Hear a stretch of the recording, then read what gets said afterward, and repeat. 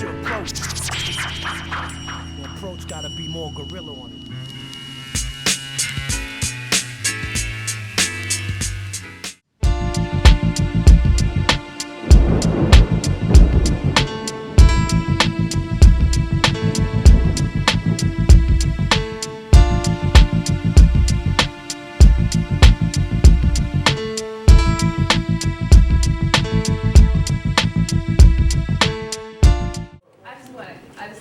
I want to give an example of an independent artist that started out. Her name was Lettucey. I don't know if you all familiar with Lettucey, R&B.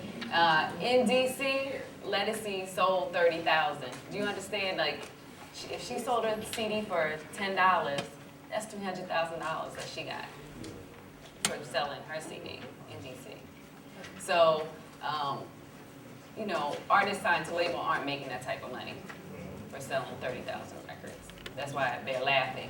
And then when he was talking about the Lil Wayne, when we talked, I was one of those people who went into the store to buy my own records when I worked for the record company. And I would buy my own records, and everybody who had the same position I had would buy the same amount across the country. And then I would take those records to another store, and I would scan them.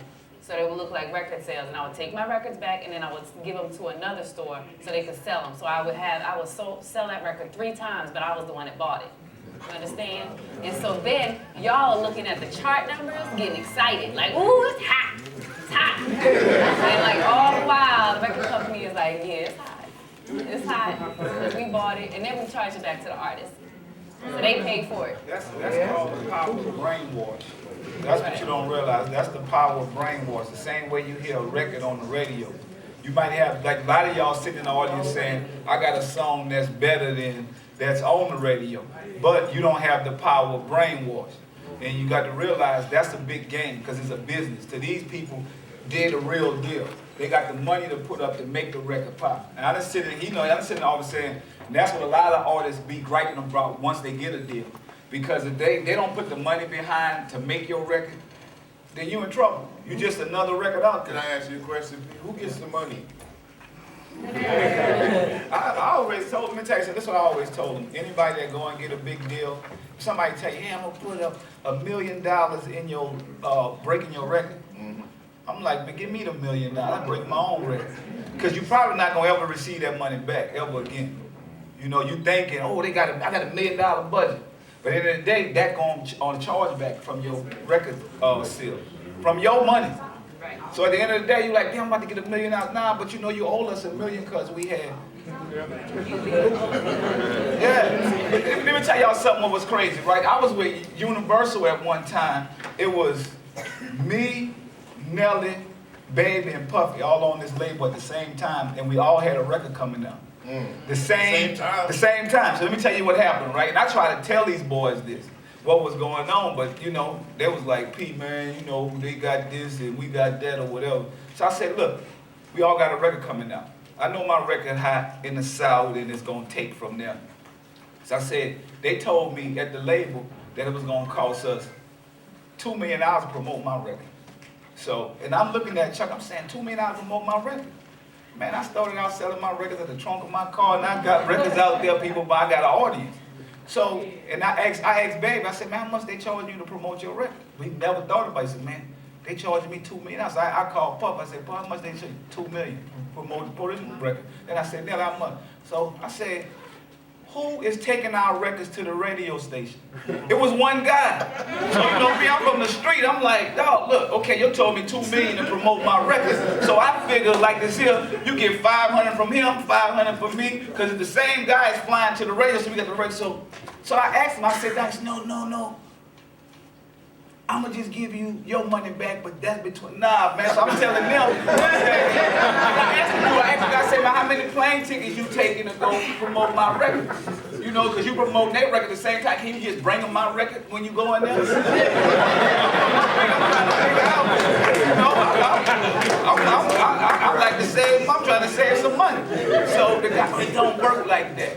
I said, why it don't work like that? How many plane tickets gonna fly to promote my record? Because you promote Puffy and Nelly and Baby at the same time. oh, you think you too smart? Dude, I'm just a dude on the street, don't know much, but that don't end up like no bad.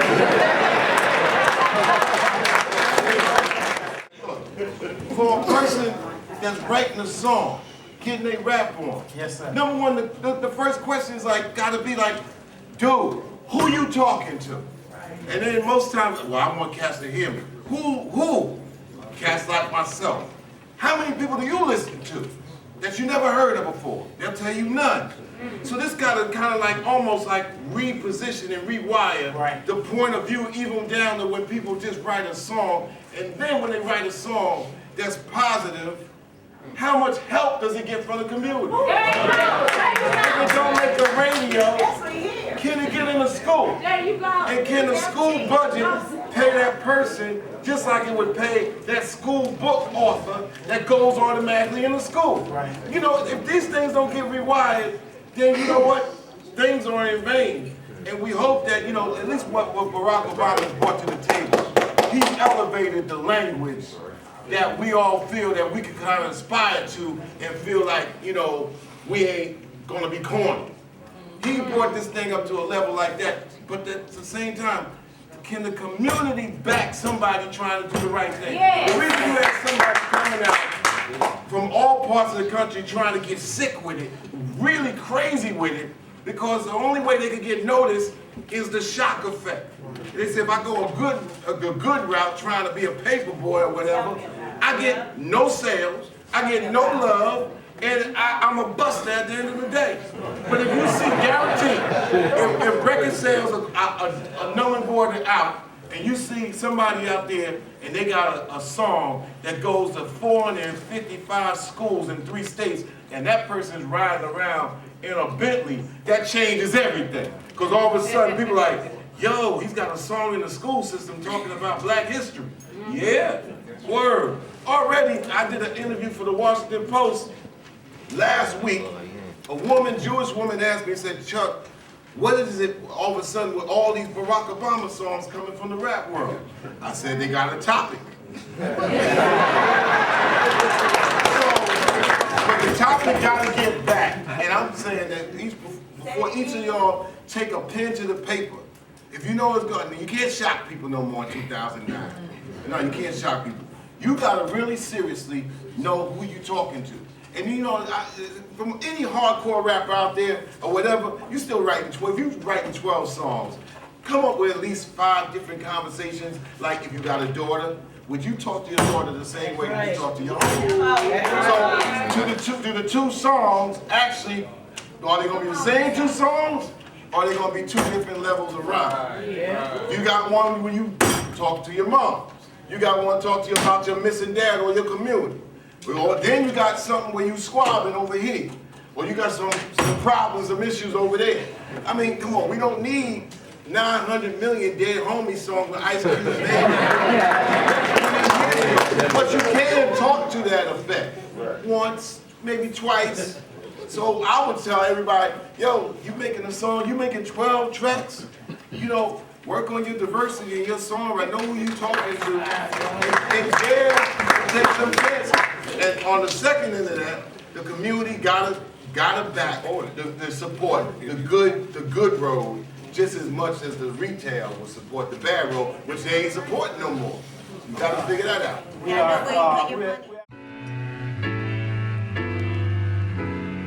It's your approach. The approach gotta be more gorilla on it.